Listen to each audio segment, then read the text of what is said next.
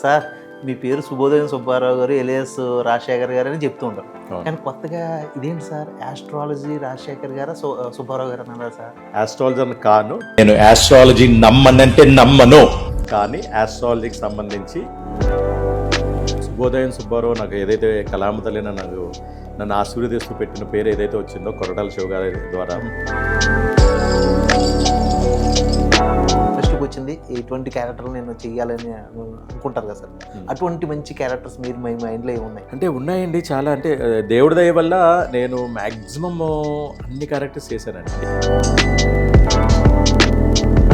మీరు క్రిమినల్ ఆస్పెక్ట్లో కూడా అది పెట్టేసుకోవాల్సి ఒక వచ్చింది. ఆర్టిస్ట్గా పర్సనల్గా రాజశేఖర్ అయితే ఆబ్వియస్లీ చూసి అందరు తిట్టుకుంటారు, ఇలాంటి తోడు ఉంటాడని చెప్పి. అవునండి. ఈ లుక్తో ఈ గడ్డంతో మ్యాక్సిమం ఏంటంటే డెప్త్ ఉన్న ఇమోషనల్ క్యారెక్టర్స్ చేస్తున్నారు. అంటే village backdrop, Yes, sir. లేకపోతే middle class fathers. Hello, hi అండి, అందరికీ నమస్కారం. My name is Ram, welcome to CU TV. ఈరోజు తెలుగు ఫిలిం ఇండస్ట్రీలో ఒక నటుడు, ఆ నటుడి పేరు శుభోదయం సుబ్బారావు అనేసి చాలామందికి తెలుసు. కానీ ఆ నటుడు వెనకాల ఉన్న నటన, లేకపోతే ఆ నటుడు ఇప్పుడు నటుడిగా రిటైర్డ్ అయిపోయారా, లేకపోతే నటుడిగా అతను రిజిగ్నేషన్ ఇచ్చేసి కొత్త అవతారం ఎత్తారు. అదే ఆస్ట్రాలజీగా అయితే అవతారం ఎత్తి ఈ మధ్య ఫేస్బుక్లోనూ లేకపోతే సోషల్ మీడియాలో ఎక్కువగా కనిపిస్తున్నారు. ఈ ఆస్ట్రాలజీలోకి ఎందుకు వెళ్ళారు ఆయన చాలా విషయాల్లో డైరెక్టర్గా చేశారు, ఎగ్జిక్యూటివ్ ప్రొడ్యూసర్గా చేశారు అనేసి చాలా విషయాలు విన్నాను అదే ఫిలిం ఇండస్ట్రీ నుంచి. బట్ ఇప్పుడు వింటున్న విషయం ఏంటంటే సినిమాకి నటనకి అతను స్వస్తి చెప్పేసి ఇప్పుడు ఆస్ట్రాలజీగా అయితే మాత్రం ఆయన స్థిరపడుతున్నారంట. ఇది నిజమేనా? అతను అడిగి తెలుసుకుందాం. హాయ్ అండి. అండి సార్ మీ పేరు శుభోదయం సుబ్బారావు గారు ఎలియాస్ రాజశేఖర్ గారు అని చెప్తూ ఉంటారు. అవును. కానీ కొత్తగా ఇదేంటి సార్ ఆస్ట్రాలజీ రాజశేఖర్ గారా సుబ్బారావు గారు అన్నారు sir? So first of all నేను సినిమా ఇండస్ట్రీని వదలలేదండి. సో ఈ ఆస్ట్రాలజీ కూడా ఇప్పటికీ కూడా సాధారణంగా చాలామంది శుభోదయం సుబ్బారావు నాకు ఏదైతే కళామతలిన నన్ను ఆశీర్వదిస్తూ పెట్టిన పేరు ఏదైతే వచ్చిందో కొరటాల శివ గారి ద్వారా భరత్ అనే మూవీలో. సో అలాగే నా వృత్తిపరంగా ఒక ఆర్టిస్ట్గానే నేను ఆస్ట్రాలజర్ కాను, కానీ ఆస్ట్రాలజీకి సంబంధించి ఒక బ్రాండ్ అంబాసిడర్ అని తెలుగు స్టేట్స్కి. అది ఆస్ట్రాటాక్ కంపెనీకి నేను యాక్చువల్గా వాళ్ళ ఆస్ట్రాలజీ కాన్సెప్ట్ని నేను ఒక ఆర్టిస్ట్గానే ప్రమోట్ చేస్తున్నా. సో నేను తెలుగు ఇండస్ట్రీకి ఐటీ ఎన్నో రాష్ట్రాలు ఎన్నో దేశాలు తిరిగి ఫైనల్గా నేను వచ్చి నాకున్న ప్యాషన్తో తెలుగు ఫిలిం ఇండస్ట్రీలో నేను సెటిల్ అయినాను హ్యాపీగా. సో దాన్ని వదిలే ప్రసక్తే లేదు. కేవలం నా వృత్తిపరంగా ఒక ఆర్టిస్ట్గానే నేను ఆస్ట్రాలజీని ప్రమోట్ చేశాను అంతే. సో నేనైతే ఆస్ట్రాలజర్ని కాదండి. ఎందుకంటే మీరు అన్నట్టు చాలామంది నాకు ఫేస్బుక్లో, మేము ఇన్స్టాగ్రామ్లో మెసేజెస్ పెడుతుంటారు. వాళ్ళు డేట్ ఆఫ్ బర్త్ ఇచ్చి, సార్ మాకు జాతకం చెప్పండి, మా లైఫ్ ఎలా ఉంది, మేము ఎటు సెటిల్ అవుతాం, మీరు బ్రహ్మాండంగా మీ గ్రోత్ చూస్తున్నాం, మాకు కూడా ఏంటంటే మేము అలాగే మా కెరియర్ కానీ మా పర్సనల్ లైఫ్ కానీ ఒక రేంజ్కి వెళ్ళాలని చెప్పి మాకు ఏమైనా రెమెడీస్ చెప్పండి అని చెప్పి చాలామంది మెసేజెస్ పెడుతుంటారు. బట్ అంటే మీరు అన్నది వాస్తవమే. ఎందుకంటే చాలామంది అలా అనుకుంటున్నారు. వే టు న్యూస్ ఏదైతే మనకు ఉందో వాళ్ళు యాక్చువల్గా ఆస్ట్రాటాక్ కంపెనీ ఓనర్ నేనని చెప్పి ఒక ఆర్టికల్ కూడా రాశారు. అవునండి, సో చూసాను. అదేంటంటే జనం వాళ్ళు అనుకుంటున్నారు. ఎందుకంటే వాళ్ళు చాలా విగ్రెస్గా అడ్వర్టైజ్మెంట్ చేస్తున్నారండి. ఆస్ట్రాటాక్ అన్నది ఇట్స్ హ్యూజ్ కంపెనీ అండి. As of know the net worth value వచ్చి 4,000 crores. ఓకే. ఇది ఢిల్లీ బేస్డ్ కంపెనీ. సో నేను వాళ్ళకి ప్రమోట్ చేయాల్సి వచ్చినప్పుడు నేను ఢిల్లీ వెళ్ళి షూట్ చేసుకుని I'll come back. And starting ఒక యాడ్ ఏదైతే ఇప్పుడు మీరు వైరల్ అవుతుంది చూసారో, నేను ఆస్ట్రాలజీ నమ్మనంటే నమ్మను అని ఒక నాస్తికుడు నా దగ్గరకు వచ్చాడు. నేను జాతకాన్ని నమ్మనంటే నమ్మనని ఏదైతే యాడ్ ఉందో అది యాడ్ అండి. యాడ్ నేను స్వయంగా చెప్పింది కాదు. సో అది అలా అని చెప్పి స్క్రిప్టెడ్ కూడా కాదు. యూజువల్లీ వాళ్ళు ఒక కాన్సెప్ట్ చెప్తారు ఇలా వెళ్దామని, దాన్ని బేస్ చేసుకొని నేనే అది స్క్రిప్ట్ జనరేట్ చేసుకొని, అంటే స్క్రిప్టెడ్ అనుకోండి అంత ఆర్గానిక్గా రాదు, అది అన్స్క్రిప్టెడ్ కాన్సెప్ట్ చెప్పారు, నాకు ఏదైతే తోల్చిందో అది మాట్లాడానో అదే కనెక్ట్ అయిపోయింది. సో వాళ్ళు హ్యూజ్ కంపెనీ అండి. మీకు ఏంటంటే రోజుకి వాళ్ళు అరౌండ్ 50 lakh మెటా యాడ్స్ మీద వాళ్ళు స్పెండ్ చేస్తారు. Okay. So huge company. And చాలామంది ఏంటంటే అది నమ్మచ్చా లేదా ఫేక్ ఇవన్నీ అంటారు. కానీ ఎలాంటి కాన్సెప్ట్స్ అన్నా it completely depends on their belief. మనం ఒకటి నమ్మితే మనకు జరుగుతుంది, నమ్మలేదనుకోండి డౌట్గా ఫీల్ అయ్యి మనం ఏమైనా యూటిలైజ్ చేస్తే ఆ సర్వీస్ అనేది ఎప్పుడు మనకు ఉపయోగపడదు, పనిచేయదు కూడా. అండ్ ఫార్చునేట్లీ నాకేంటంటే నేను చేసిన వీడియోకి వాళ్ళకి ఎంత రెస్పాన్స్ వచ్చిందంటే నేను చేసిన తర్వాత చాలామంది వీడియోస్ చేశారు. తెలుసండి. అంటే మీకు పేర్లు వద్దు కానీ మీకు తెలుసు ఎవరెవరు చేశారు. ఆ ఆస్ట్రోడక్కి సంబంధించి హీరోలు చేశారు, హీరోయిన్స్ చేశారు, అవును, టాప్ లెవెల్ క్యారెక్టర్ పెద్ద పెద్ద ఆర్టిస్టులు కూడా చేశారు. బట్ ఏంటంటే మీకు వచ్చినంత ఫేమ్ కదా అసలు ఆస్ట్రాలజీ ఆ యాప్కే మీకు వాళ్ళ అంత నేమ్ వచ్చింది. ఎంత ఇది స్టేట్ వచ్చింది వైడ్గా. ఆ కంపెనీ నాదే అని ఒక న్యూస్ ఛానల్ ఆర్టికల్ రాసిందంటే అది ఇమాజిన్ ఎలా రెస్పాన్స్ వచ్చిందో. అవును సార్. సో దాన్ని బట్టి ఏంటంటే సాధారణంగా వాళ్ళు ఒక్కొక్క ఆర్టిస్ట్ అయితే ఒకసారి చేయించుకుంటారు. నేను ఇప్పుడు ఏంటంటే ఎవ్రీ 2 monthsకి ఒకసారి నేను వెళ్ళి ఒక కాన్సెప్ట్ చేసి వస్తాను అనమాట. సో అలాగా అంత అంటే మీరు కూడా అన్నారు చూసారు ఆస్ట్రాలజర్ ఇది కొత్త అవతారం ఏంటని నన్ను అడిగారు కదా. కొత్త అవతారం కాదండి, ఒక జర్నలిస్ట్ క్యారెక్టర్ లాగా ఇది కూడా ఒక ఆస్ట్రాలజర్ క్యారెక్టర్ అంతే. సో ఆ క్యారెక్టర్ అంత బాగా పండింది. సో దానివల్ల ఆస్ట్రోడాక్ చేసిన తర్వాత నేను సుమారు ఒక 70 బ్రాండ్స్ చేశానండి. అంటే అంత పెద్ద బ్రాండ్స్ కాదు కానీ కైండ్ ఆఫ్ చాలా నేషనల్ బ్రాండ్స్ అన్ని చాలా చేశాను తెలుగు. దాని ద్వారా కొత్తగా నాకు వేరే అదర్ కార్పొరేట్ కంపెనీస్ నుంచి కూడా నాకు బాగా ఆఫర్స్ వస్తున్నాయి దానివల్ల. అయితే సార్ ఇప్పుడు మీరు యాక్టింగ్ చేస్తున్నారు, తర్వాత మీరు డైరెక్టర్గా కూడా చేశారు ఒక సినిమాకి. డైరెక్టర్ కాదండి, యాక్చువల్లీ ఏంటంటే సిట్టింగ్స్లో కూర్చుంటా. సిట్టింగ్స్లో స్టోరీ ఇనీషియల్ డిస్కషన్స్ వాటిలో కూర్చున్నాను. మా ఫ్రెండ్స్ ఎవరైతే రైటర్స్ ఉంటారు కదా, సో వాళ్ళ దాంట్లో నేను కూర్చొని ఏదో ఒక ఆడియన్ పాయింట్ ఆఫ్ వ్యూలో, అంటే నాకు 100% అసలు నోవే అంటే ఏమంటారు, ఒక ఆడియన్ పాయింట్ ఆఫ్ వ్యూలో ఎలా ఉంటే బాగుంటుంది అనే పాయింట్ ఆఫ్ వ్యూ ఇన్పుట్స్ ఇస్తాను. అది కూడా ఏంటంటే మా క్లోజ్ సర్కిల్ ఎవరైనా కొత్తగా రాసుకుంటుంటే, అంటే అది సినిమాకి వెళ్ళకపోయినా చాలామంది లైన్స్ రాస్తుంటారు కదా. సో ఆ పాయింట్ ఆఫ్ వ్యూలో నాకున్న ఎక్స్పీరియన్స్కి ఒక ఆడియన్గా కానీ, తర్వాత నాకున్న ఎర్లియర్ ఎక్స్పీరియన్స్ అన్ని కన్సిడర్ చేసుకొని అలా ఒక కైండ్ ఆఫ్ సిట్టింగ్ సెషన్స్లో కూర్చుంటాను తప్పితే డైరెక్షన్ అయితే అవ్వలేదు. కానీ ప్రాజెక్ట్ అయితే ఎగ్జిక్యూట్ చేశామండి. రుద్రమామపురం అని చెప్పి మన నండూరు రామ్ గారని నాకు ఇండస్ట్రీలో అంటే నాకు గాడ్ ఫాదర్స్ వీళ్ళు ఎవరు మనకి ఏం లేదు. ఎందుకంటే out of the blue IT industry నుంచి ఇటు వచ్చి నేను దీంట్లో పడ్డాను. సో ఒక రాయి వేసాను, వర్కౌట్ అయింది, ఇంకా దీని మీద డిపెండ్ అయి ఉన్నాను. నాకు ఫస్ట్ అండ్ ఫార్మోస్ట్ నేను స్టార్టింగ్ పెద్ద మూవీ అయితే కిక్ 2 అండి, సురేందర్ రెడ్డి గారు, రవితేజ గారు, రకుల్ ప్రీత్ సింగ్. అక్కడ నాకు కిక్ 2 అక్కడ నాకు బాగా సాలిడ్ ఫౌండేషన్ పడింది. స్టార్టింగ్ పెద్ద లైక్ హ్యూజ్ ప్రాజెక్ట్.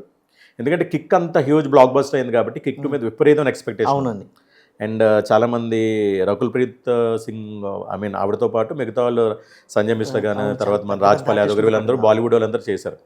అలాగే 30 years పృథ్వీరాజ్ గారు కానీ, రాఘవ్ గారు కానీ, మన జబర్దస్త్ వాళ్ళందరూ, చంటి గారు, వీళ్ళందరూ చేశారు. సో ఈ 40 members మేమైతే విలేజర్స్ బ్యాచ్ ఉన్నాము. ఇప్పుడు కూడా మాకు గ్రూప్ ఉంది, దగ్గర 10 years దాటిపోతుంది. అవునండి. మాకు అదే ర్యాపో మెయింటైన్ చేస్తాం. రంగస్థలం వాళ్ళని పెట్టి ఒక నాటకాలు చేసే వాళ్ళ దీంట్లో ఆ రంగంలో వాళ్ళని పెట్టి వాళ్ళని ఎంకరేజ్ చేయాలని చెప్పి ఒక మూవీ ప్లాన్ చేశారు. ఓకే. ఆయన మూవీ ప్లాన్ చేశారు. అది రుద్రమాంపురం అజయ్ ఘోష్ గారు కథ ఇచ్చారు. ఎందుకంటే అది యాక్చువల్గా రియల్ స్టోరీ అని, అంటే చీరాల సరౌండింగ్స్లో వేటపాలెంలో జరిగిన స్టోరీని ఆయన ఫ్రేమ్ చేసి చెప్పడం జరిగింది. ఆయన స్టోరీ ఈయన ఏంటంటే డబ్బు తీసుకొచ్చి పెట్టేవారు. అది ఎక్కడి నుంచి తెచ్చారు ఏంటో మాకు తెలియదు. బ్యాంక్లో అయితే డబ్బులు పడిపోయాయి, ప్రొడక్షన్ ఎంత అయితే డబ్బులు పడి. సో దాన్ని ఎండ్ టు ఎండ్ ఎగ్జిక్యూట్ చేసింది నేనే. అది అంటే అఫీషియల్గా టైటిల్ వేసి రుద్రమాంపురం ప్లస్ రమణ కళ్యాణ్ నాది ఉంటుంది executive production side. But apart from that మా ఫ్రెండ్స్ ఎవరైనా చేస్తున్నప్పుడు ఏంటంటే చెప్తాను కదా, రైట్ ఫ్రమ్ ఆ సిట్టింగ్స్లో కూర్చోవడం దగ్గర నుంచి లైన్ డిస్కస్ చేయడం కానీ, అండ్ తర్వాత ఏంటంటే మ్యాక్సిమం ఇప్పుడు రుద్రమాంపురం ఉందనుకోండి, మేము యాక్చువల్గా 40 days ప్లాన్ చేసాం. ఇనీషియల్ షెడ్యూల్ చీరాలో సింగిల్, అసలు not even a single day gap లేకుండా, ఈవెన్ సండేస్ హాలిడేస్ అన్ని కంటిన్యూస్గా ప్లాన్ చేసాం. దానికన్నా ముందు అసలు ఎందుకు అంటే నేను ఈ 11 yearsలో నేను మెజారిటీ ఆఫ్ ద ప్రాజెక్ట్స్ చేశాను. దగ్గర నాకు IMDbలోనే 110 projects ఉన్నాయి ఇప్పుడు లిస్టెడ్. ఓకే. సుమారు షార్ట్ ఫిలిమ్స్ ఇవన్నీ కలిపి 200+ projects అయితే చేస్తాను. సో నాకు ఇన్ అండ్ అవుట్ నేను ఖాళీగా ఉన్నప్పుడు నేను ప్రతిదీ నేను అబ్జర్వ్ చేస్తాను. ప్రతి టెక్నీషియన్ని, ప్రతి క్రాఫ్ట్ని నేను అబ్జర్వ్ చేస్తాను. వాళ్ళు ఏం చేస్తున్నారు, వాళ్ళ పని ఏంటి, పనితీరు ఏంటి, దీనివల్ల మనం ఏమైనా కొద్దిగా ప్రొడక్షన్ టైం రెడ్యూస్ చేయొచ్చా, ఇవన్నీ నేను కామ్గా కూర్చొని అబ్జర్వ్ చేస్తాను. నేను ఇనీషియల్ స్టేజెస్లో షార్ట్ ఫిల్మ్స్ ఏవైతే చేశానో వాళ్ళు నాకు మంచి క్యారెక్టర్స్, ఫర్ ఎగ్జాంపుల్ శ్రీకారం, మన కిషోరుడు డైరెక్టర్ అతను శర్వానంద్ గారు చేశారు కదా, దాన్ని యాక్చువల్గా ముందు ఒక 40 minutes ఇండిపెండెంట్ మూవీ చేసాం. దాన్ని కిరణ్ అబ్బవరం గారు లీడ్ చేస్తే వాళ్ళ ఫాదర్ క్యారెక్టర్ నేను చేశాను. రావు రమేష్ గారు చేశారు కదా, నేను చేశాను. అది మొత్తం తిరుపతి వాళ్ళ ఏరియాలోనే చేశారు. వాళ్ళ ఫ్రెండ్స్ అందరూ కలిపి, వాళ్ళ బ్రదర్ వినోద్ అని ఇప్పుడు యాక్చువల్గా మేనేజర్స్ చేస్తారు. సో వీళ్ళందరూ కలిపి చేశారు. ఎప్పుడైతే 14 reels వాళ్ళు చూసి ఇమీడియట్గా మీరు పక్కన పెట్టండి, ఇది మనం చేద్దాం అని చెప్పి యూట్యూబ్ నుంచి తీశారు. ముందు నానిగారు అనుకున్న తర్వాత శర్వా గారు అయ్యారు, అలా అలా రకరకాలుగా జరిగింది. But end of the day నాకు కుదిరినంత వరకు ప్రామినెన్స్ ఇచ్చారు క్యారెక్టర్. ముందు ఫాదర్ అనుకున్నారు కానీ ఫస్ట్ సినిమా ఆబ్వియస్లీ అవునండి. ప్రతి production house business point of వ్యూలో ఆలోచిస్తారు, సినిమా అనేది ప్యూర్లీ బిజినెస్ అని. సో నాకు అలా తలారి అనే ప్రాజెక్ట్ చూసి ఒక 6 ప్రాజెక్టులు వచ్చినాయి. తీసుకొచ్చేది డెప్త్, అంటే ఇమోషనల్ క్యారెక్టర్స్ నాకు బాగా వస్తుంది. అవునండి. ఇప్పుడు ఫర్ ఎగ్జాంపుల్ మీకు కోర్ట్ కూడా నేను అసలు డైలాగ్ పెద్దగా ఉండదు, అలా ఉంటాను అంతే, సినిమా అంతా ఉంటాను, అలా ఏదో మూడ్లో ఉంటాను. బట్ అదే నాకు బాగా వర్కౌట్ అయ్యింది. చాలా డైలాగులు తక్కువ ఉన్నా కానీ రిజిస్టర్ అయ్యి క్యారెక్టర్ కోర్టులో మీరు బాగా రిజిస్టర్. అదే అది ఎలా ఉంటుందంటే మీకు కోర్టు సినిమా తర్వాత నాకు దగ్గర ఈ 1.5 ఇయర్లో ఒక 15 ప్రాజెక్ట్స్ అయితే ఓన్లీ ఇమోషనల్ ఫాదర్ క్యారెక్టర్స్ అయితే వచ్చాయి. సరే ఇంకా చేస్తున్నాం అని అనుకున్న పాయింట్ ఆఫ్ వ్యూలో దండోరా వచ్చి బ్రేక్ ఇచ్చింది.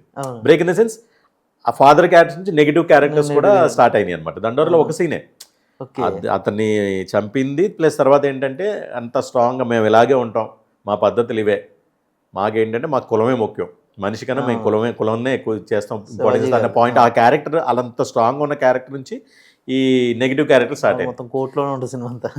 రీసెంట్గా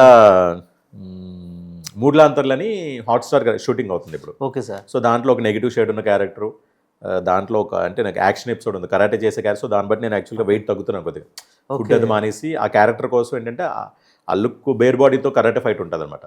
సో దానికోసం నేను వెయిట్ మేనేజ్మెంట్ చేసుకుంటాను అనమాట. సో అలాగా ఇది ఒక్కడే కాకుండా డిఫరెంట్ క్రాఫ్ట్స్ మీద కూడా ఏంటంటే నేను అబ్జర్వ్ చేస్తాను ఎక్కువ. అబ్జర్వ్ చేయడం వల్ల ఏంటంటే కొద్దిగా గొప్ప కంటే నేనే అంత తోపనేం చెప్పాను కానీ ఒక కొద్దిగా నాలెడ్జ్ అయితే గెయిన్ చేస్తాను బై ఎక్స్పీరియన్స్. అది ఈ మా వాళ్ళందరూ చిన్న వాళ్ళందరూ ఏవైతే చేసుకుంటున్నారో అందరూ కూర్చొని బడ్జెట్ ఎలా కంట్రోల్ చేయాలనేది ఫస్ట్ ఫోకస్ చేస్తాం. ఇప్పుడు మనకు రేపు పొద్దున్న హ్యూజ్ ప్రాఫిట్స్ అక్కర్లేదని ఎనీ ప్రొడ్యూసర్కి ఏంటంటే పెట్టిన డబ్బులు రిటర్న్ వస్తే సేఫ్ అయితే చాలు. అవునండి. అన్ని కలిపి థియేటర్ అవనివ్వండి, ఓటీటీ అవనివ్వండి, శాటిలైట్ అన్నీ కలిపి సేఫ్ అయితే చాలు, వాళ్ళు హ్యాపీగా సెకండ్ సినిమాకి రెడీ అవుతారు. కానీ ఇప్పుడు సినారియో అలా లేదు, అన్నెసరీగా బడ్జెట్ ఎక్కువైపోతుంది. ఇక్కడ మన వాళ్ళు బాగా క్లోజ్గా ఉన్న వాళ్ళకైతే నేను అది ఒక ఫ్రెండ్లీ సర్వీస్ అయితే చేస్తున్నా. ఇప్పుడు ఈ ఇంటర్వ్యూ చూసిన తర్వాత బండ్ల గణేష్ గారు లాంటి పెద్ద ప్రొడ్యూసర్స్ అందరూ మిమ్మల్ని ఖచ్చితంగా కాంటాక్ట్ అవుతారు సార్. అలా కాదు, నేను అనేది ఏంటంటే ప్రతి ఒక్కరికి ఆ థాట్ ఉంటుంది. ప్రొడ్యూసర్ ఎవరు ఊరికనే ఖర్చు పెట్టుకోవాలనుకుంటుందండి. బట్ ఉంటుంది ఏంటంటే నాకు అడిషనల్గా నాకు ప్రీవియస్ స్కిల్స్ కూడా ఉన్నాయి కాబట్టి దీనికి కొన్ని టూల్స్ కూడా నేను యూస్ చేస్తాను. టెక్నాలజీ కూడా నాకు ఐడియా ఉంది కాబట్టి టూల్స్ దానికి యూస్ చేస్తాను. ఊరికనే అబ్జర్వ్ చేయను కదా, నాకు అన్ని combination of skill sets use చేసి నేను అది తగ్గించడానికి ట్రై చేస్తాను అనమాట. సార్ ఇప్పుడు వరకు మీరు చేసిన సినిమాల్లో మీరు ఇంకా ఈ బెస్ట్ క్యారెక్టర్ చేయాలని, నేను అసలు ఇండస్ట్రీకి వచ్చింది ఎటువంటి క్యారెక్టర్ నేను చేయాలని అనుకుంటారు కదా సార్, అటువంటి మంచి క్యారెక్టర్స్ మీరు మీ మైండ్లో ఏమున్నాయి? అంటే ఉన్నాయండి చాలా. అంటే దేవుడి దయ వల్ల నేను మ్యాక్సిమం అన్ని క్యారెక్టర్స్ చేశానండి. అంటే ఈ గడ్డ వేసుకుని పోలీస్ క్యారెక్టర్ కూడా చేశాను నేను. బట్ నోటీస్ అయింది మాత్రం సుబ్బారావు గారు. అదే అందరూ ఫాదర్ సుబోధయం సుబ్బారావు అనుకుంటారు, లేదు అది జర్నలిస్ట్ అనుకుంటారు, జర్నలిస్ట్. తర్వాత లేదు అని అంటే ఈ లుక్తో ఈ గడ్డంతో మ్యాక్సిమం ఏంటంటే డెప్త్ ఉన్న ఇమోషనల్ క్యారెక్టర్స్ చేస్తుంటారు. అంటే విలేజ్ బ్యాక్ డ్రాప్, లేకపోతే middle class fathers, middle class ఈ ప్యాటర్న్. అంటే నా అటైర్ కూడా చాలా సింపుల్గా ఉంటుంది. అడ్వకేట్ వెరీ రీసెంట్లీ ఇప్పుడు శ్రీకాంత్ గారు 31st స్ట్రీమింగ్ అవుతుంది, అబ్జెక్షన్ ఎవరో ఉన్నారు అనేది, దాంట్లో కూడా అడ్వకేట్ చేశాను, డాక్టర్ క్యారెక్టర్ చేశాను, పోలీస్ చేశాను. దసరాలో ఈ సేమ్ అసలు ఏం లేకుండా ఇంత హెవీ బియర్డ్తో దసరాలో పోలీస్ క్యారెక్టర్ చేశా. నానిగారాలను టార్చర్ చేసే క్యారెక్టర్ పోలీసులో ఇచ్చేసి తర్వాత ఇచ్చేసి ఉంటుంది. అలాగే మైథలాజికల్ చేశాను, రాజు చేశాను, మహామంత్రి చేశాను, ఇవన్నీ చేశాను తప్పితే అంటే నేను ఎప్పుడు చూసేది ఒక డెప్త్ ఉన్న క్యారెక్టర్ అయితే నేను ఎప్పుడు ప్రిఫర్ చేస్తున్నాను. అంటే మన చూసి ఇమీడియట్గా ఒక ఆడియన్ లైవ్ మనం తన ఇంపాక్ట్, తన ఎక్స్ప్రెషన్ ఎమోట్ బయటకు ఆపుకోకుండా చేయగలగాలి. అలా చేయగలిగేది అంటే నాకు తెలిసి ఒక నెగిటివ్ క్యారెక్టర్ నేను తిట్టుకోవాలండి. నెగిటివ్ క్యారెక్టర్ ఎప్పుడు విలన్ క్యారెక్టర్ చేసేవాళ్ళని ఒక ఆడియన్స్ తిట్టుకోవాలి, అదే పండుతుంది. దానికి ఎగ్జాంపుల్గా నేను ఝాన్సీలో ఒక క్యారెక్టర్ చేశాను వెబ్ సిరీస్లో, హాట్స్టార్లో, మన అంజలి గారిది. ఓకే. అదేంటంటే వీరబాబు అని ఒక చైల్డ్ ట్రాఫికర్ క్యారెక్టర్, ఒక ట్యాక్సీ డ్రైవరు ఈ డాబాల్లో నాట్లని చిన్న అమ్మాయిని కిడ్నాప్ చేసి బ్రోతల్ హౌస్కి సేల్ చేసే క్యారెక్టర్ అంట. సో వీడు రాను క్రమేణా ఏంటంటే డెవలప్ అయ్యి ఒక పొలిటికల్ పర్సన్ అయిపోతాడు, ఒక ప్రాపర్ డామినేటింగ్ క్యారెక్టర్గా అయిపోతారు అనమాట. ఈ క్యారెక్టర్ చిన్నప్పుడు అంజలి గారిని వాళ్ళ ఫ్రెండ్ చాందిని చౌదరిని కిడ్నాప్ చేసి బ్రోతల్ హౌస్లో అమ్మేస్తే ఆ అమ్మాయి హీరోయిన్ అంజలి ఒక రాయితో కొడుతుంది కోపంతో, మమ్మల్ని ఇలా చేశారని. సో ఆ రాయి వల్ల ఒక స్కార్ ఫామ్ అయ్యి ఒక కన్ను పోతుంది. ఓకే. అది గుర్తుపెట్టుకుని పెద్ద అయిన తర్వాత ఈ క్యారెక్టర్ని ఐడెంటిఫై చేసి రెవెంజ్ తీసుకుంటాడు చంపి. ఓకే. ఇది ఎందుకు చెప్తుందంటే హిస్టరీ అంతా ఈ ఏదైతే వీరబాబు అనే క్యారెక్టర్ ఉందో ఒక కన్ను ఇదైపోయి అది నిజామాబాద్లో ఒక ఉమెన్స్ కాలేజ్లో ఒక పోస్టర్ పెట్టి ఇలాంటి వ్యక్తులు ఉంటారు అమ్మాయిలు జాగ్రత్త అని చెప్పి ఆ పోస్టర్ పెట్టడం జరిగింది. సో అది దానికి నేను ప్రౌడ్ ఫీల్ అవ్వాలా బాధపడాలా చెప్పండి? అంటే మీరు క్రిమినల్ ఆస్పెక్ట్లో కూడా అది పెట్టేసుకోవాల్సి ఒక ఆర్టిస్ట్గా పర్సనల్గా రాజశేఖర్ అయితే ఆబ్వియస్లీ చూసి అందరు తిట్టుకుంటారు ఇలాంటి వాడు ఉంటాడని చెప్పి. అవునండి. ఒక రాజశేఖర్కి అయితే బాధపడాలి కానీ ఒక ఆర్టిస్ట్గా అయితే చాలా ప్రౌడ్ ఫీల్ అవ్వాలి, ఎందుకంటే క్యారెక్టర్ అంత ఇదిగా కనెక్ట్ అయ్యారు జనాలు. అండ్ తర్వాత ఏమైనా ఒక డీప్ ఎమోషనల్ ఉండాలంటే అవి నేను బాగా వెల్ నోటెడ్. ఏమన్నా ఇమోషన్ పండించాలి అని అంటే ఐ మీన్ ఇప్పుడు ఫర్ ఎగ్జాంపుల్ కోర్టులో ఫాదర్ క్యారెక్టర్ శివాజీ గారి మీద కాల్ మీద పడి రిక్వెస్ట్ చేయడం కానీ, సో అలాంటి వాటికి నాకు బాగా ఇమోషన్ ఫాదర్ అంటే కంపల్సరీ మ్యాక్సిమం కుదిరినంత వరకు ఒక ఆప్షన్ కింద పెట్టుకుంటున్నారు రాజశేఖర్ గారు బాగుంటారని చెప్పి. ఏమీ లేని ఒక రోడ్డు మీద ట్రావెల్ అయిపోయి ఒక ఏమంటారు చూసి ఒక బిచ్చగాడు లాంటి క్యారెక్టర్స్ అనేది నేను ఇంకా చేయలేదని. దానికి ఏముందంటే చాలా టఫెస్ట్ జాబ్, అది చాలా టఫెస్ట్ జాబు. పెర్ఫామ్ చేయడానికి విపరీతం స్కోప్ ఉన్న క్యారెక్టర్స్ అలాంటివి. వితౌట్ డైలాగ్, ఇప్పుడు డైలాగ్ ఉండి లేకపోతే బాడీ లాంగ్వేజ్తో ఏదైనా ఏంటంటే మన మాడ్యులేషన్తో కానీ డిక్షన్తో కానీ మనం కన్వర్ట్ చేయాలి. కానీ డైలాగ్ లేకుండా కైండ్ ఆఫ్ మైమ్తోనూ బాడీ లాంగ్వేజ్తో చేయడం అనేది ది టఫెస్ట్ జాబ్ అని. ఇవి ఎలా ఉన్నా అనుకోండి డైలాగ్ కవర్ చేస్తుంది కొద్దిగా. మనం మన సెట్స్లో షూటింగ్లో ఎలా ఉన్నా డబ్బింగ్లోనూ కొద్దిగా ఇటు మార్చి మనం ఏంటంటే ఆ ఎమోషన్ తీసుకురావచ్చు. కానీ డైలాగ్ లేకుండా చేయడం చాలా టఫెస్ట్ జాబ్. సో అలాంటివి ఇప్పుడు మీకు ఎందుకు వ్యూహం మన బ్రహ్మానందం గారు కూడా ఏదో ఒక without dialogues only SV Krishna Reddy గారిది వితౌట్ డైలాగ్ ఓన్లీ మొత్తం ఆయన బాడీ లాంగ్వేజ్తో నవ్విచ్చేస్తారు మనం. అవునండి. పట్టుచక్లేటర్ నవ్వుతాం, వినోదం కూడా. సో అలాగా అది చాలా టఫెస్ట్ జాబ్, చాలా టఫెస్ట్. సో అలాంటి క్యారెక్టర్స్ నాకు చేయాలని ఉంది. అండ్ గివెన్ ఏ ఛాన్స్ ఎవరైనా చేయగలరండి పెర్ఫామ్. కానీ ఇప్పుడున్న పరిస్థితులు మనం చూస్తున్నాం, మన తెలుగు వారి కన్నా ఏంటంటే బయట వేరే లాంగ్వేజ్ వరకు ఎక్కువ ఆపర్చునిటీస్ వస్తున్నాయి. సో అదొక్కటి మారితే ఏమవుతుందంటే మన వాళ్ళందరికీ అవకాశాలు వేషాలు వచ్చినట్టు ఉంటాయి అనమాట. అది ఆర్టిస్ట్గా మీది 11 years జర్నీ సార్. అవునండి. ఓకే. ఈ 11 years జర్నీలో ఆన్ సెట్ కానీ లేకపోతే ఆఫ్ సెట్స్ కానీ ఏదైనా లొకేషన్స్లో మీకు మంచి మెమొరబుల్ ఇన్సిడెంట్స్ ఉంటాయి కదా సార్? ఏదైనా ఒక సిచ్యువేషన్ లేకపోతే షూటింగ్లో జరిగే మెమొరబుల్ అంటే అయ్యా అంటే బోత్ వేస్. అంటే మెమొరబుల్ అనేది గుర్తుండిపోయే ఇన్సిడెంట్స్, గుర్తుండిపోయే పాజిటివ్ ఉంటుంది, నెగిటివ్ ఉంటాయి. ఓకే, నచ్చిందని ఒక 2-3 డిస్కస్ చేద్దాం. ఓకే. స్టార్టింగ్ అంటే ఎప్పుడో లాంగ్ బ్యాక్ నేను చెప్పాను స్టూడెంట్స్కి ఎవరికో చేస్తుందని చెప్పాను కదా, అలా ఆ ప్రాజెక్ట్లో ఒక రైల్వే యాక్సిడెంట్ అవ్వాలి నా క్యారెక్టర్కి. రైల్వే యాక్సిడెంట్ అయ్యి చనిపోయే క్యారెక్టర్. సరే కంపల్సరీ రైల్వే ట్రాక్ మీద చేయాలి. వీళ్ళు చిన్న సినిమా అసలు అవేం లేవు, సరే లేదు పాప ఏదో అదైతే కంపల్సరీ లైవ్ ట్రాక్ అంటే సెపరేట్గా వెళ్ళి ఫిలిం సిటీలో రెంటల్ కట్టి తీసుకునే బడ్జెట్ లేదు, వీళ్ళందరూ వీళ్ళేసి చేసుకునే బడ్జెట్ కూడా లేదు, సెట్ చేసుకునే బడ్జెట్ కూడా లేదు. సో మొత్తానికి ఏదో కింద మీద పడి అంటే పేర్లు వద్దు కానీ ఒక పలానా దీంట్లో ఒక ట్రాక్ ఉంటే క్యాబిన్ దగ్గర వెళ్ళి పర్మిషన్ తీసుకున్నారు. సో 1 గంట షూట్ అండి అని చెప్పి పాప వాళ్ళు ఏమేంటంటే సరే ఏదో చిన్న సెటప్ అనుకొని మామూలుగా పర్మిషన్ ఇచ్చాడు, అయింది. మనం గంట అంటే గంట ఎక్కడ అవుతాయి మన షూటింగ్లు. సో అది అలా అవుతుంది. గంట ప్లాన్ చేసాం, వెళ్ళాం, షార్ట్స్ తీసుకుంటున్నారు, అంతా అయింది. వీళ్ళు అన్న గంట దాటిపోయింది. ఎవరితో అయితే వీళ్ళు మాట్లాడారో ఆయన షిఫ్ట్ మారిపోయాడు. వేరే ఆబ్వియస్ షిఫ్ట్స్ ఉంటాయి కదా, వేరే గార్డ్ వచ్చాడు అదే క్యాబిన్లోకి. ఇతనికి పిక్చర్ తెలియదు ఏంటన్నది. ఆల్రెడీ నా దగ్గర ఏం పర్మిషన్ తీసుకోలేదండి నేను. వెంటనే ఆర్పిఎఫ్ వాళ్ళు వచ్చారు. కెమెరాలు తీసుకున్నారు, అన్నీ జరిగింది. మేము ఇక్కడ ట్రాక్ అంటే ఇక్కడ నుంచి అక్కడ వరకు మాకు పనిష్మెంట్ ఏంటంటే ఇక్కడ నుంచి అక్కడ వరకు నడిచాం. ఆర్పిఎఫ్ పోలీస్ స్టేషన్కి వెళ్ళాం, పోలీస్ స్టేషన్ కూర్చోబెట్టారు, 1 గంట కూర్చున్నాం అందరూ. అంతా అయిపోయిన తర్వాత మెయిన్ ఆర్పిఎఫ్ సిఏ వచ్చారు. అదృష్టవశాత్తు ఆయన నన్ను గుర్తుపెట్టాడు. సో లక్కీగా సిఐ తెలుగు ఆయన వచ్చి గుర్తుపెట్టి, సార్ మీరేంటి సార్ కానీ ఇలా జరిగిందంటే, సార్ వాళ్ళ పిల్లలు వాళ్ళకి తెలియదు, మీకైనా తెలియదు అంటే, నాకు కూడా ఏం తెలియదు సార్, మామూలుగా 1 hour అనుకున్నాం, నాకు తెలుసు ప్రొసీజర్, బట్ ఏంటంటే వాళ్ళు ఏదో రిక్వెస్ట్ చేసుకున్నారు 1 hour కదా ఫిలిమ్స్. లక్కీగా ఏంటంటే స్టూడెంట్స్ కాబట్టి అని చెప్పి సరే ఒక పని చేయండి సార్, ఎందుకంటే ఇది హై లెవెల్ వెళ్ళిపోయిందండి, నాకు ప్రాపర్ మా అందరికీ వెళ్ళిపోయింది, ఏదో జరిగింది అక్కడ అని చెప్పని. సో నేను ఏదో కన్విన్స్ చేస్తానండి, అట్లీస్ట్ ఏదో ఒక పెనాల్టీ కట్టండి అని చెప్పి ఒక ఎంతో 200 ఒక్కొక్కరికి 200-300 ఏదో పెనాల్టీ రాసి, అప్పుడు మళ్ళీ మార్నింగ్ ఆయన ఏంటంటే ఇంకేం బ్రష్లు కానీ ఏం చేయాలి, అక్కడే ఉన్నాం రాత్రి అంతా. ఇంచుమించు 4 o'clock నుంచి అక్కడే ఉన్నాం. అలాగా ఆయన ఎవరో 6 o'clock 7 or 2-3 hours అలా కూర్చుని ఉన్నాం. ఆయన కూర్చోవడం వల్ల ఆయన టిఫిన్లన్నీ తెప్పించేసి అక్కడ ఇన్సిడెంట్లీ ఆయన సినిమా మీద ఇంట్రెస్ట్ ఉంది, నన్ను గుర్తుపెట్టారు. ఓకే. సో అలా వచ్చేసి ఒక స్వీట్ వార్నింగ్ ఇచ్చి వాళ్ళకి కూడా పొరపాటున కూడా మీరు అలా చేయొద్దు బాబు, మీకు తెలియట్లేదు అంటే నేను గుర్తుపెట్టాను కాబట్టి సరే, లేదంటే అసలు మీరు బయటకు వెళ్ళే ప్రసక్తి లేదు ఇక్కడ నుంచి, ఓకే. ఇంకెప్పుడు అలాంటి ఇన్సిడెంట్ చేయొద్దని చెప్పి అలా వార్నింగ్ ఇచ్చి మాకు మళ్ళీ బ్రేక్ఫాస్ట్లో తెప్పించి ఆయన డబ్బులు తీసుకొచ్చి పెట్టి సిఐ గారు ఓకే. టిఫిన్లో తినిపించి పంపించారనమాట.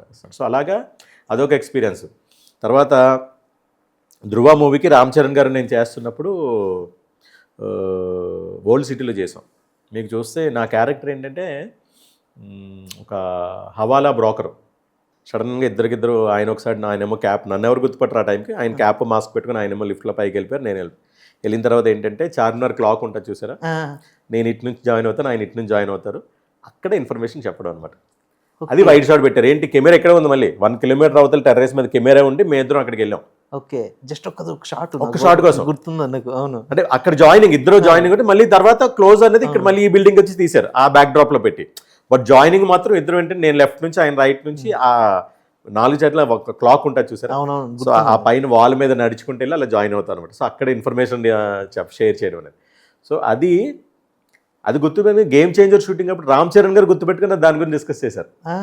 అప్పుడు గుర్తుందా మనం అంత ఇదిగా వెళ్ళి చేసాము చాలా, అంటే అది జనం వస్తే ఏమవుతుంది, అది పర్మిషన్ ఏం తీసుకోలే. అక్కడ లోకల్ మేనేజర్ ఎవరు ఉంటారు ఓల్డ్ సీట్లో, ప్రతిసారి ఏంటంటే మనం షూటింగ్స్ చేసుకుని లోకల్ మేనేజర్ ఆయన అప్పుడు లేదు సార్ నేను మేనేజ్ చేసుకుంటాను మీరు అయితే సైలెంట్గా చేసాము, మహా అయితే ఒక 10-15 మినిట్స్ పైన చేసాం అంతే, మళ్ళీ సైలెంట్గా దిగి అంటే అది గుర్తుంచుకొని ఇవన్నీ ఏంటంటే ఎప్పుడు కన్నా మన మెమరీస్ ఉండిపోతాయి. అంత ఇదిగా వెళ్ళాము ఏంటంటే సైలెంట్గా వెళ్ళి పైకి ఎక్కి చేసుకుని వచ్చామని చెప్పని. చరణ్ సార్ మామూలుగా గుర్తుండదు కానీ 10 years విషయం గుర్తుపెట్టుకుని మళ్ళీ ఆయన అదే చెప్తున్నాను కదా, ఇప్పుడు నేను ఆయనతో 4 సినిమాలు చేశాను ఇప్పటికి. స్టార్టింగ్ గోవిందుడు అందరివాడలో ఒకటి, అంటే అది అంటే మేబీ ఆయన గుర్తుండకపోవచ్చు ఎందుకంటే పక్కన ఏదో ఈ పెళ్లి సంబంధాల్లో ఫాదర్ ఉంటారు చూసారు, అంటే పెళ్లి జరగని సంబంధాలు ఉంటాయి, పెళ్లి చూపులు ఉంటాయి కదా, సో అవి దాంట్లో ఫాదర్ క్యారెక్టర్ చేశాను. అది క్లీన్ షేవ్లో చూశాను, సో ఆబ్వియస్లీ గుర్తుపట్టరు. తర్వాత ధృవ చేశాను, గేమ్ చేంజర్ చేశాను, ఇప్పుడు మళ్ళీ వెరీ రీసెంట్లీ పెద్దిలో కూడా ఆయనకి అదే సేమ్ ఇన్ఫర్మేషన్ రివీలింగే. అంటే నీ పని ఎక్కడ అవ్వదు బాబు, సెంట్రల్ హోమ్ మినిస్టర్ అని చెప్తే అక్కడ నుంచి ఆయన అది ఒరిజినల్గా మన ఏపీ భవన్లోనే చేసాం, ఏపీ భవన్ క్యాంటీన్లో చేసాం అక్కడ. అండ్ అలాగే బన్నీ గారి గురించి నేను షేర్ చేసుకోవాలని అనుకుంటే పుష్ప టైంలో కొండల మంచి చేజింగ్లు అన్నీ ఉన్నాయి, లైక్ పార్ట్ 1లో చేజింగ్ అలాగా విపరీతంగా ఉన్నాయి. అంటే ఆ చేజింగ్లో మీకు చాలామందికి దెబ్బలు తగిలి, ఈవెన్ కుబా కూడా ఒకసారి కెమెరా పట్టుకొని వెనకాలకు పరిగెడుతుంటే కింద ఏదో ఒక పెద్ద దొంగలా ఉంటే దాన్ని పడిపోవడం. సో చాలామందికి అంటే యాక్షన్ ఎపిసోడ్స్ అంతా కామన్, అవన్నీ ఏంటంటే జరుగుతుంటాయి. బట్ నాకు స్పెసిఫిక్గా ఒకసారి నేను ఇదైనప్పుడు ఇమీడియట్గా అసలు సుకుమార్ గారు చాలా కన్సర్న్ తీసుకుని, అలాగే బన్నీ గారు కూడా ఇమీడియట్గా అక్కడ ఆ టైం షూటింగ్ ఆపి వెంటనే అక్కడ మేము మారేడుమల్లో చేస్తున్నాం. నియరెస్ట్ వచ్చి ఏంటంటే రంపచోడవరం, అంటే కొద్దిగా మినిమం మెడికల్ ఫెసిలిటీస్ ఉన్నాయి.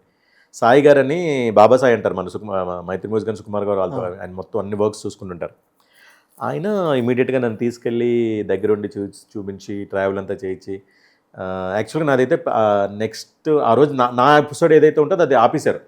ఓకే. అంటే ఇప్పుడు మీకు గుర్తుంటే నేను బన్నీ గారు జీప్ మీద వెళ్ళి ఒక షాప్లోకి వెళ్ళి కరెన్సీ నోట్ ఇచ్చి డబ్బులు తీసుకుంటాం, ఒక గోల్డ్ షాప్లో తీసుకుంటాం కదా. సో ఆ సీన్ అవ్వాలన్నమాట. దాంట్లో నేను అజయ్ ఘోష్ గారు బన్నీ గారు మేమందరూ ఉన్నాం అనమాట. సో తర్వాత చూసుకుని ఆయన బాగాలేదు కదా తర్వాత చూసుకుందాం అని చెప్పి అసలు ఆ మధ్యాహ్నం వేరే ప్లాన్ చేసుకున్నారు కూడా, ఆయన బాగాలేదు కదా అని చెప్పాను. అంటే పడిపోయిన ఇదవుతుంది, ఏదో సమ్ బ్రీతింగ్ ప్రాబ్లం వచ్చింది, వెంటనే హాస్పిటల్ తీసుకెళ్లారు, చేశారు. బట్ స్టిల్ నాకేంటంటే దాని ఇంపాక్ట్ నాకు తెలుసు. ఎందుకంటే ఆ రోజు సీన్ అంటే ఈయన మాట్లాడుకుంటున్నారు, ఈ సాయి ఎవరైతే నాతో వచ్చారో ఆయన మాట్లాడుతున్నారు, మరి ఇలా మరి పోస్ట్ పోన్ చేస్తే మళ్ళీ మనకి వాళ్ళ డేట్లు లేవు ఇబ్బంది అవుతుంది కదా అని. బట్ స్టిల్ ప్రిపేర్ అయిపోయారు, లేదు ఆయనకి బాగాలేనప్పుడు ఎందుకు మనం తర్వాత చేసుకుందాం ఆ సీన్ అని చెప్పి వాళ్ళు ప్లాన్ చేశారు. బట్ స్టిల్ అంటే అంత కన్సర్న్ ఉంటుంది. నేను అనేది ఏంటంటే ప్రొడక్ట్ అవుట్పుట్ ఎంత ఇంపార్టెన్స్ ఇస్తారో, ఒక ఆర్టిస్ట్కి ఏమైనా ఇబ్బంది జరిగితే సేమ్ అలాగే అంత జాగ్రత్తలు తీసుకుంటారు. సార్ మీరు ఇప్పుడు ఇండస్ట్రీలో మీకు అత్యంత క్లోజ్గా ఉండే డైరెక్టర్స్ కానీ లేకపోతే ఇండస్ట్రీలో స్నేహితులు కానీ ఎవరంటే ఎవరి దగ్గర చెప్తారు సార్? అంటే నాకు కో ఆర్టిస్ట్గా చేసిన వాళ్ళు ప్రతి ఒక్కరితో నేను ట్రావెల్ అవుతుంటాను. ఎక్కువగా నండూరు రామ్ గారు కాకుండా ఎవరు అంటే నండూరు రామ్ గారు కాకుండా అంటే డైరెక్టర్ నాకు అంటే రైట్ ఫ్రమ్ అంటే ఇప్పుడు ఈ మధ్యన 11 yearsలో చాలామంది మధ్యలో జాయిన్ అవుతుంటారు, ఏదో పరిచయాలు అవుతుంటారు, అందరూ అవుతుంటారు. బట్ స్టార్టింగ్ నుంచి కిక్ 2 నుంచి అయితే నాకు డైరెక్టర్ గారి పరంగా అయితే సురేంద్ర రెడ్డి గారు, సూర్యన్ అంటాం. సో ఆయనతో నేను ఆల్రెడీ 3 ప్రాజెక్టులు చేశాను.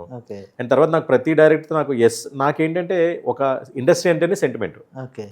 ఎస్తో స్టార్ట్ అయిన క్యారెక్టర్ పేరు కానీ ఎస్తో స్టార్ట్ అయిన వ్యక్తులు కానీ నాకు ఎందుకో అది అలా వర్కౌట్ అవుతుంది అంతే.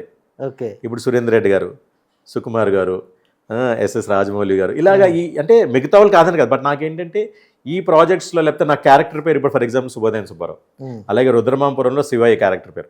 సో ఎస్తో నాకు అలా లింక్ ఉన్న ఏదైనా నాకేంటంటే అదేంటో తెలీదు, ఆ క్యారెక్టర్ బ్రహ్మాండంగా నాకు బ్రహ్మాండంగా వర్కౌట్ అవుతుంది, సినిమా కూడా బ్రహ్మాండంగా ఆడుతుంది. సో అంతేందుకండి, రకుల్ ప్రీత్ గారు మేము చేసి దగ్గర దగ్గర 11 years అయిపోతుందా. అవునండి. రుద్రమాపురం సినిమా అప్పుడు ఆబ్వియస్లీ ప్రమోషన్స్ గట్టిగా చేయాలి కదా, ఓటీటీ ప్రాజెక్ట్ అది బయటకు రీచ్ అవ్వాలి. ఒక్క మెసేజ్ పెట్టాను ఆవిడకి, అంటే నెంబర్ ముందు లేదు, ఎవరన్నా వాళ్ళ టీంని అడిగి నెంబర్ తీసుకుని మెసేజ్ పెట్టాను. మేము అప్పుడు కామన్గా తీసుకున్న ఫోటో పెట్టాను, ఆవిడ నన్ను దాదా అని పిలిచారు, అన్నయ్య అని చెప్పని. 9 years తర్వాత కూడా ఒక ఆవిడ అప్పుడు ఎక్కడో ట్రావెల్లో ఉన్నారు, వెకేషన్లో ఉన్నారు, దుబాయ్లోనే ఎక్కడో. మెసేజ్ ఫోటో పెట్టి ఐఎమ్ సో అండ్ సార్, చెప్పండి దాదా, తెలుగులోనే చెప్పండి, ఇంగ్లీష్లో టెక్స్ట్ చెప్పండి దాదా, ఇలా నేను ఇలా ప్రాజెక్ట్ చేశాను, నేనే దాంట్లో మెయిన్ లీడ్ చేశాను, నేను ఎగ్జిక్యూట్ చేశాను అంటే ఇమ్మీడియట్గా నాకు డీటెయిల్స్ పంపనని వెంటనే అమ్మాయి ట్వీట్ చేశాను. Super sir. వెంటనే అసలు ఎవరైనా అంటే ఇమాజిన్ అంటే చాలా తక్కువ ఇలా ఏంటి 9 years తర్వాత అసలు తర్వాత మధ్యలో ఎక్కడ కలవలేదు, ఆ ఫోటో ఒకటి పెట్టిన వెంటనే గుర్తుపెట్టుకొని పలానా మనం కలిసి చేసాం, ఇది ఒక మనం దాదా అని పిలిచామని దీని మీద వెంటనే అమ్మాయి ట్వీట్ చేసింది, అన్నిట్లో సోషల్ మీడియా అన్నింటిలో ట్వీట్ చేసింది. దానివల్ల విపరీతంగా మనకు రీచ్ వచ్చింది. ఎందుకు ఫర్ ఎగ్జాంపుల్ ఇప్పుడు నేను ఫస్ట్ నాది web series Pelligola, Varshini character Jagadamba, okay, Jaggu అని పిలుస్తాం సినిమాలో. ఇప్పుడు కూడా నేను తనతో జగ్గు అని పిలుస్తాను, జగ్గు అంటే తను కూడా డాడ్ అనే అంటది. అంటే ఆ బాండ్ మెయింటైన్ చేస్తాం.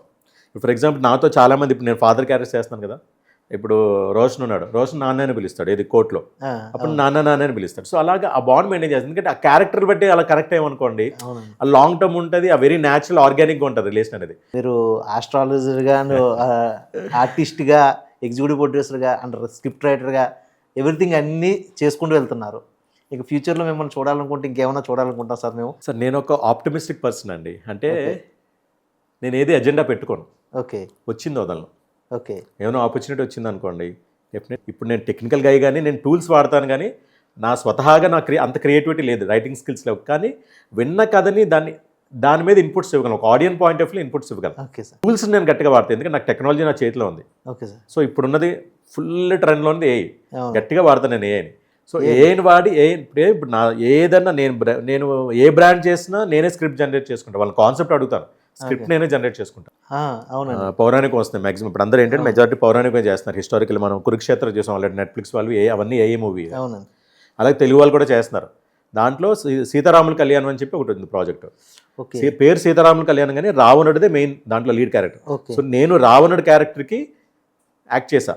ఓకే, యాక్ట్ చేయడం అంటే నా ఫేస్ ఉండదు, అవునండి, నా అవతారం, నా బాడీ లాంగ్వేజ్ మొత్తం, ఆ రావణుడి డైలాగ్స్ అన్ని షూట్ చేశారు, కంటిన్యూస్ 4 days షూట్ చేశారు, back to back, day and night కొట్టి చేశారు, నేనే మొత్తం చేశాను. నా బాడీ లాంగ్వేజ్ని, నా విగ్రహాన్ని, నా రూపాన్ని, నా ఎక్స్ప్రెషన్స్ని వాళ్ళు క్యాప్చర్ చేసి ఆ ఏఏ అవతార్ని సింక్ చేస్తారు, మ్యాప్ చేస్తారు. అవునండి. సో ఆబ్వియస్లీ ఫేస్ వేరేది ఉంటుంది, రావణుడు ఇవన్నీ ఇలా గడ్డలా ఉండవు, కానీ రావణుడు అంటే బట్ దానికి సింక్ చేసేదంటే నా బాడీ లాంగ్వేజ్, నా డైలాగ్ డెలివరీ అంతా అదే నా మాడ్యులేషన్ అంతా సింక్ చేస్తారు. దానికి ఫైనల్గా అవుట్పుట్ వచ్చిందో డబ్బింగ్ కూడా నేనే చెప్తాను. Thank you sir, thank you very much. చాలా మంచి ఇంట్రెస్టింగ్ విషయాలన్నీ చెప్పారు, అండ్ మీ గురించి మేము చాలా ఎక్కువ తెలుసుకున్నాం. థ్యాంక్ యూ వెరీ మచ్ అండి. ఓకే, ఇదండి శుభోదయం సుబ్బారావు గారు, లేకపోతే ఎలియాస్ ఆస్ట్రాలజీ రాజశేఖర్ గారు, వాటెవర్. ఓకే, ఈయన గురించి మనం తెలుసుకున్నది.